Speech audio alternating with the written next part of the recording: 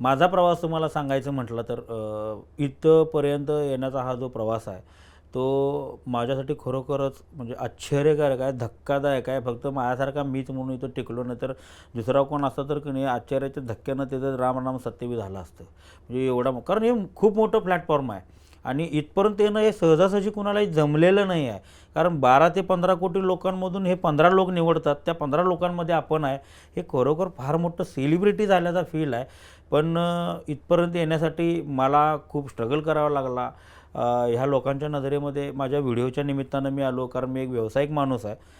स्वतःच्या आनंदासाठी, कुटुंबाच्या आनंदासाठी मी माझे व्हिडिओज बनवतो इन्स्टाला आणि यूट्यूबला. पण त्यातून सर्वांच्या नजरेमध्ये मी आलो. म्हणजे लोकांना व्हिडिओ आवडलेच, पण ते असे आवडले की ते स्वतःला रिलेट करायला लागलेत.